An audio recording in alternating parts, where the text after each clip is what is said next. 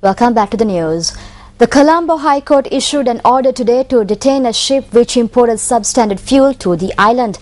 The order was issued after court considered a petition filed by the Lanka Indian Oil Corporation.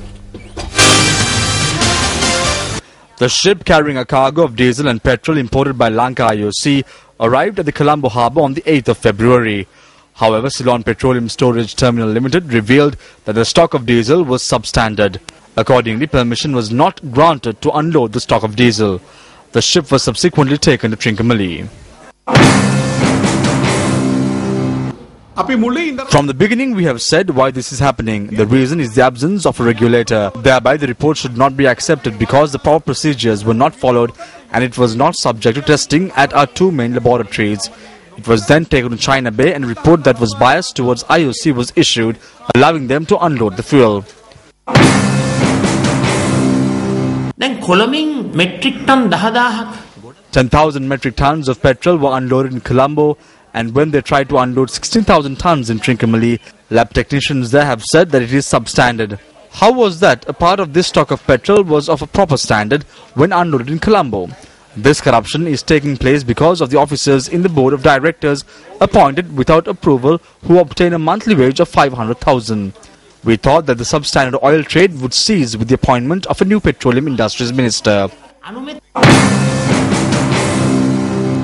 Subodh Dakwale, the chairman of Lanka IOC, spoke exclusively to News First about the substandard fuel controversy. If the supplier said that we have sent you a correct fuel, and if I am not receiving the correct fuel over here, the fault lies somewhere in between, isn't it? The fault lies through the carrier. And whatever will be the causes for that fault, they are at fault. This is the same ship which had brought 27,000 metric ton of petrol and around 7,000 ton of diesel. Exact quantity I am not talking about, around 7,000 ton of diesel. The diesel was found to be off-spec. First it was to be discharged at Colombo, then it was to be discharged at Trincomalee. Part was to be discharged at Trincomalee. This is how normally we bring our product. So as a routine, when we brought it to the Colombo, as a routine, we got the same tested. This is a procedure, normal procedure. Before we unload, we must know that we are unloading the right quantity. It was good that before unloading, we detected that it is not a right quantity in diesel. Yeah. So diesel, we stopped that we will not be taking the diesel.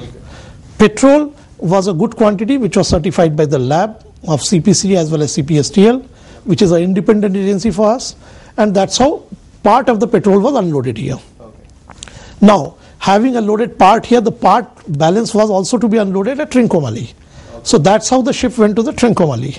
So Honorable Minister ordered that the sample should be brought from Trincomalee and got tested in CPC lab here. So product was brought here, tested at CPC lab, and only after it was confirmed that the product is meeting the specification by CPC lab again. Okay. This was released. So that is, the petrol was decanted fully. After decantation of the petrol, we got the arrest warrant for the ship because we had to secure our claims on various incidental expenditures that might have occurred in these things. Now every day we bring you details of hardships faced by residents of rural villages. But tonight we deviate from this pattern and take you to a suburb of Colombo which has escaped the eyes of officials. This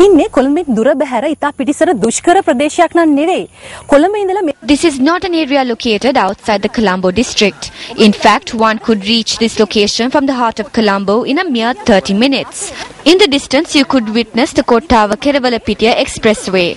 One of the entry points to this expressway is located in the Pore Junction, located just 5 minutes away from this location. Kottawa Pivisuma පිහිටා තිබෙන්නේ මේ මාර්ගයේ කෙළවරේ. ඒ කියන්නේ විනාඩි 10කටත් වඩා අඩු කාලෙන් එතනට ළඟා වෙන්නට පුළුවන්. This is the Hokandara Koskandavila junction located in close proximity to the 190 Migoda Peta and 170 Aturgiriya Peta bus routes.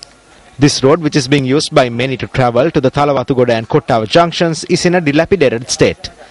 Using this road, commuters can travel to the 336/1 Malabe Kottawa bus route within 10 minutes and from there on travel to the Kottawa town in another 4 minutes. This is the Puaggahadeniya junction where the roads towards Kottawa and Horahena meet. Dr. Jala Jayawardena presided at a media briefing convened by a UMP-affiliated trade union today.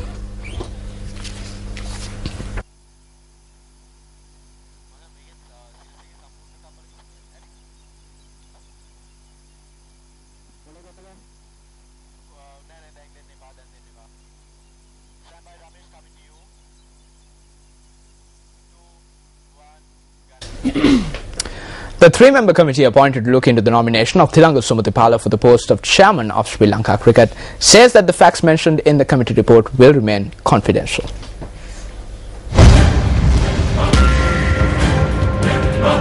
On the 28th of last month, Minister of Sports Mahindananda Aluthgamage appointed a three-member committee to look into the nomination of Thilanga Sumathipala.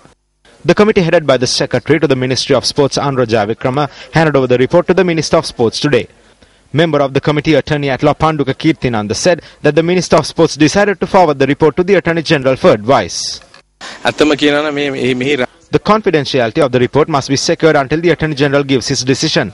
This is because our decision can be approved or changed. However, I believe a fair and legitimate order will be issued.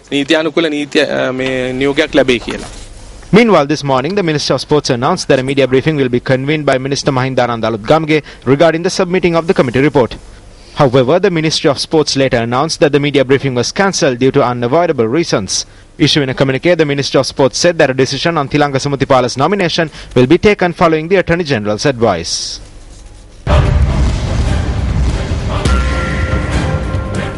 Who will be the next chairman of Sri Lanka Cricket? This was the response Sports First received from the general public as of 5 p.m. today.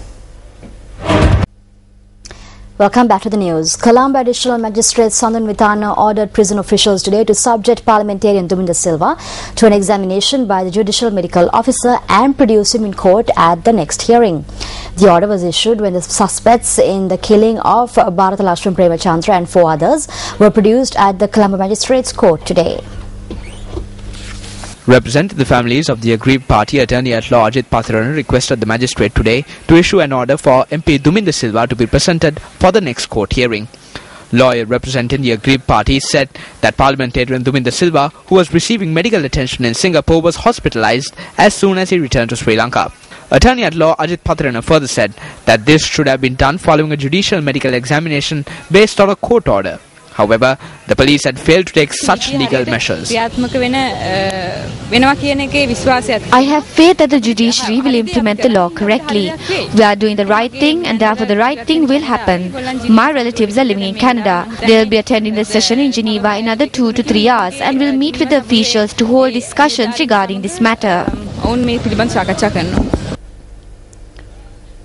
United National Party parliamentarian Ravi Karunanayake charges that the State Engineering Corporation has incurred an unnecessary cost for the construction of a bus stop near the Devanna area. UNP parliamentarian Ravi Karunanayake inspected the bus stop constructed near the Devanna area this morning. We came here to see the costs that would have to be incurred to construct such a structure. Drops of water make up a river. Similarly, corruption takes place when thousands upon thousands are spent. The money of the innocent people of this country who pay taxes for kerosene oil, dal and milk is being wasted. Is this how development is carried out in the country? When we highlight this, they ask us whether we are against development. We are not. If this can be built at a cost of 500,000 or 600,000, then we will render assistance. Up next is Action TV.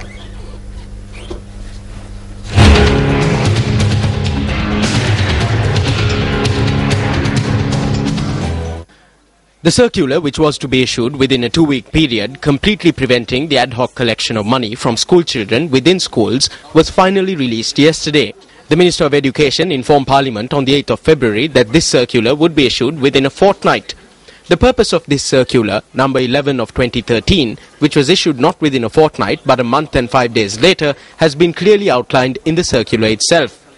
The purpose is that the Minister of Education had been ordered by Cabinet on the 7th of February to issue a circular to national and provincial education authorities preventing the collection of money from school students for unapproved projects. When this circular is subject to scrutiny, it becomes evident that it orders national and provincial education authorities to adhere to the provisions of 6 circulars issued between 1975 and 2012 with regard to the collection of money from school students. Two of these 6 circulars, namely the Facilities and Service Charge Circular number 37 of 1975 and the School Development Committee Circular number 2 of 1982, provide instructions for collecting money from students. However, there has never been any opposition to the collection of money from students in accordance with these 2 circulars. 3 of the remaining 4 circulars completely prohibit the collection of money from students. The most recent of the 6 circulars mentioned in the circular released yesterday, circular number 35 of 2008, relating to the school upliftment program, allows for the collection of money from students. It is through this circular that the road was paved for fiscal irregularity and corruption in schools and for those accused of the same to evade punishment. Thereby, through issuing instructions that the provisions of circular number 35 of 2008 be followed, the latest circular issued yesterday allows the further collection of money from students rather than restrict the practice. The Education Secretary, who has been responsible enough to state in this circular that parents and students cannot be forced to pay legitimate charges, has failed to specify or interpret what legitimate charges are. The circular itself annuls the instruction to not force parents or students to pay legitimate charges. This is because it also issues instructions for students and parents who are unable to pay these legitimate charges to obtain a certificate from the Grama Niladhari establishing that they are indeed unable to pay these charges. In addition to increasing the workload of the Grama Niladharis, this will also serve to psychologically affect students. This circular provides principals with the opportunity to disregard how this will affect the students psychologically and refer any student with economic difficulties to their respective Grama Niladhari. Therefore, isn't the declaration in the circular that students should not be subjected to any physical or psychological stress through this a mere decoration? Secretary to the Ministry of Education, this one is over to you.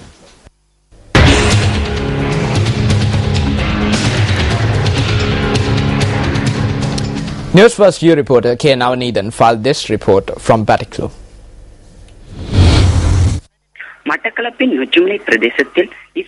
The music school road in Nochimuli, P-2 has been in a dilapidated state for some time. Residents in the area use this road frequently. This road is yet to be renovated. Area residents call on the authorities to renovate this road for them. Reporter serial Navaneethan Mattakalapil.